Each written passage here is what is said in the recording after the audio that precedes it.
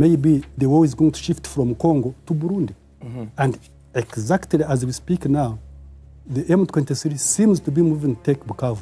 If we take Bukavu, it means you're in South Kivu and in the plain of Rutsizi.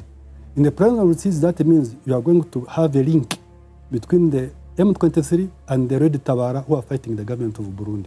Numwe mu bashinze FPR agira ikibanza gikomeye mu ntambara zahinduye amateka y'u Rwanda. Yari ku ruhande rwa Paul Kagame, abo mukuru w'igisirikare yongera mu mukuru w'iperereza imbere yuko ahinduka akaba umwasi nimero ya mbere ubutegetsi bwa Kigali. Uyu ni General Faustin Kayumba Nyamwasa, umusirikare yahangayikishije Kigali kuva mu mwaka wa 2010. Uyu musirikare yasimbutse urupfu mu gitero gikomeye cyari kigamije kumutwara ubuzima i Johannesburg muri Afrika y'Epfo mu mwaka wa 2010. Aha hari imbere yuko undi musirikare akomeye yahoze ari Somambike na Paul Kagame Patrick Karegeya nawe yicigwa hanye ni Johannesburg muri Afrika y'Epfo mu mwaka wa 2014. Izina rya Kayumba ryongeye kugaruka mu binyamakuru bitari bike muri no minsi intambara zongeye gukara hagati ya AFC M23 n'igisirikare cya Republika Iharanira Demokarasi ya Kongo. Umuvugizi wa AFC M23 aheruka gutangaza ko Kayumba sarukira ihuriro P5 ko nawe yiyunze na FRDC n'abayifasha mu ntambara ziriko zirabera mu mitumba ya Minembwe no mu nkengera zaho. Ninde mu vyukuri General Nyamwasa? Vyagenze gute ngo uyu mu general acanemo na President Paul Kagame gushikana haba nimero ya mbere ku rutonde rw'abansi ba Kigali? Mwese hano ntimuzi ko rwose twagiye tugerageza kubagarura ngo babe bamwe muri twe babe nkatwe. Vyose bitangura mu myaka y'igihumbi 1980. Iki gihe Paul Kagame na Kayumba bari babiri badatana mu ndagano. Bose bari mu kirobere cya Yoweri Kaguta Museveni icagwanye ubutegetsi bwa Milton Obote muri Uganda. Nuko nabivuze muri video iheruka, muri iyo myaka nyene havutse umuhari FPR wari wiyemeje guhangana n'ubutegetsi bwa Juvenal Habyarimana. Mu mwaka w'igihumbi 1990 urugamba rwaratanguye binjira mu Rwanda baciye Kagitumba aho wararongoye urugamba Fred Guigema yaje kurasigwa ku munsi ugira kabiri w'uru rugamba ari kugenekerezo ya kabiri gitugutu mu mwaka w'igihumbi 1990. Inyuma y'imyaka ine runo rugamba rutanguye FPR yafashe igihugu cyose. Paul Kagame yabaye umugabo akomeye mu butegetsi bushasha bwa FPR. Kayumba nawe aba umusirikare w'igihangange ndetse ahabwa amabanga yo hejuru mu gisirikare no mu iperereza. General Kayumba yabanje kuba umukuru w'iperereza mu gisirikare, chef de service de renseignement militaire des forces armées rwandaises mu gihugu cyari kivuye mu ntambara. Aka karakazi kadasanzwe ko gukusanya amakuru haba indani mu gihugu no hanze yaho. Muri iyo myaka kandi u Rwanda rwatanguje intambara mu buseruko bw'igihugu ca Kongo. Intambara yahavuye isenyera ubutegetsi bwa Marshal Mobutu. Muri ico gihe akazi ka General Kayumba kari gahambaye cyane ku mutekano w'igihugu cy'u Rwanda. Mu mwaka w'igihumbi 1998 u Rwanda rwinjiye mu yindi ntambara, intambara ya kabiri ya Kongo bise Deuxième Guerre du Congo.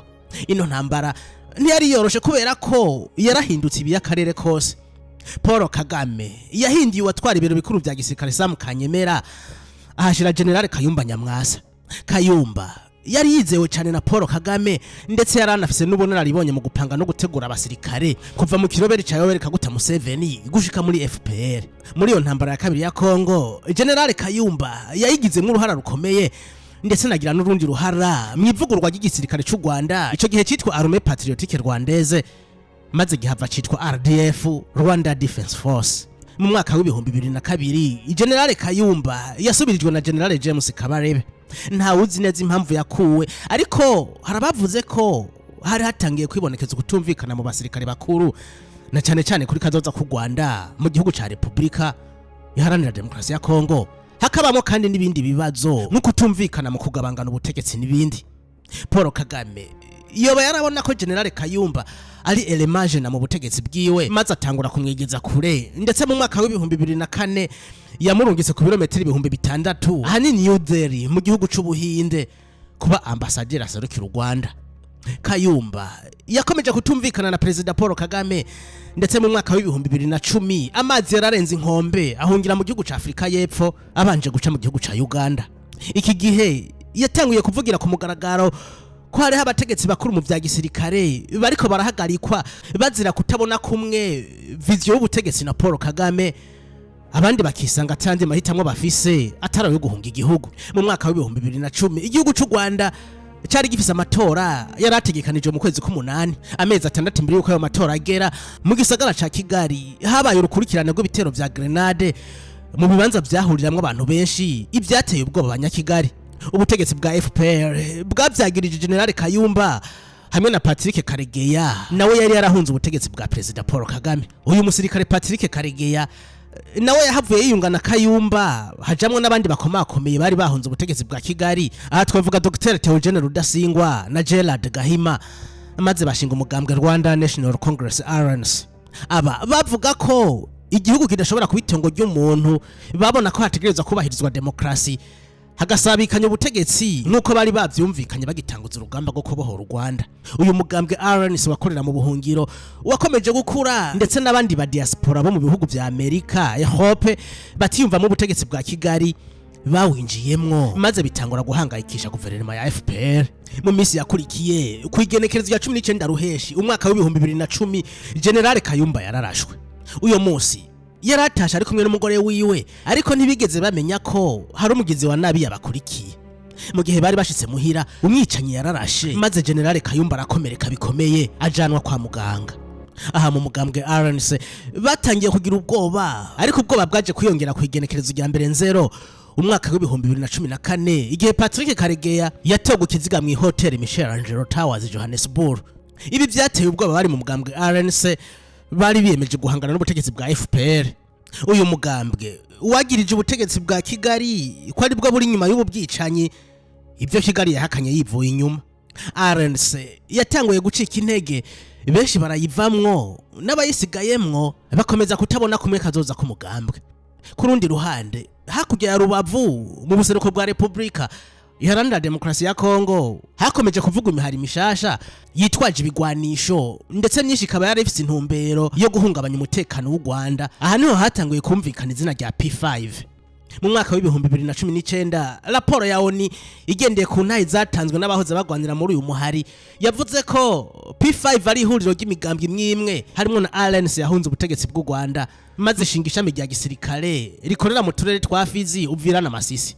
Ariko iyi migambwe nta namwe yigeze yemeza ko ifite ishami rya gisirikare riri gukorera hano mu buseruko bwa Kongo. Kwigenekerezo rya 2025 Ruheshi umwaka wa 2026 umuvugizi wa AFCM 2023 Lawrence Kanyuka yatangaje ko P5 yamaze kugera ku mirongo y'urugamba, maze yiyunga na FRDC nabo bafatanije mu guhangana na AFCM 2023 mu ngwano zikomeye ziri kubera mu Minembwe. General Fose Kayumba Nyamwasa avuga ko ari warongoye P5 nta na hamwe arigera vyemeza, ndetse harababona ko ishobora kuba ari tactique ya Kigali yo kwinjira nayo muri iyi ntambara ku mugaragaro mu ntumbero zo kwikingira ku mutekano wabo.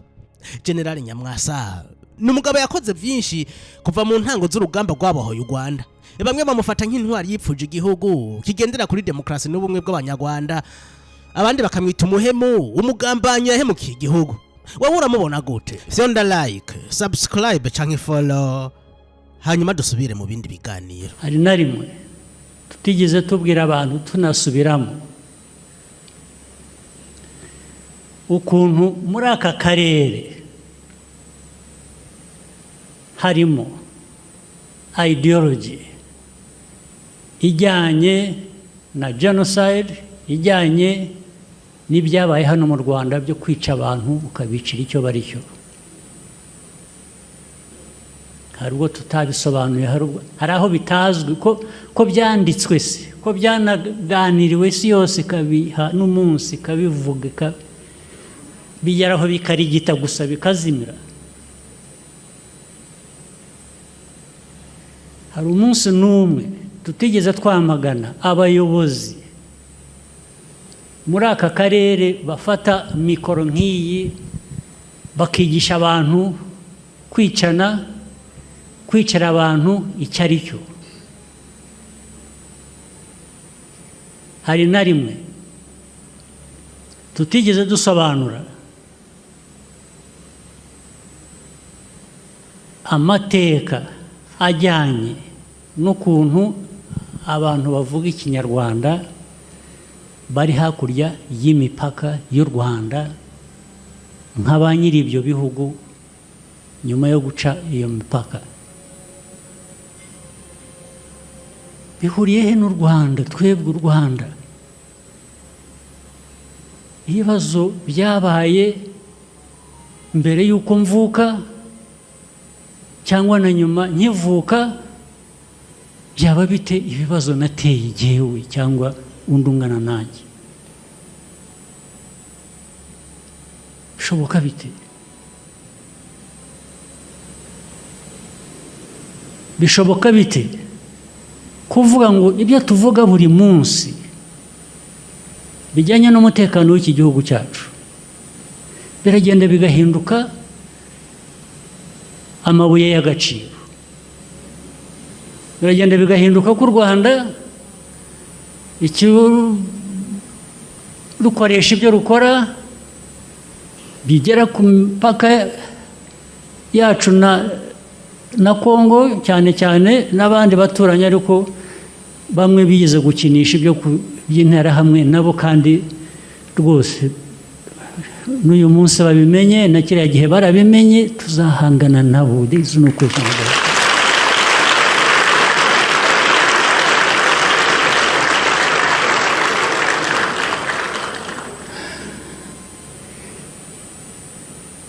Abaturega ko dukoresha ibyo dukora kurinda abanyarwanda, kurinda igihugu cyacu, ko ari amabuye y'agaciro, nibo biba amabuye y'agaciro muri Congo.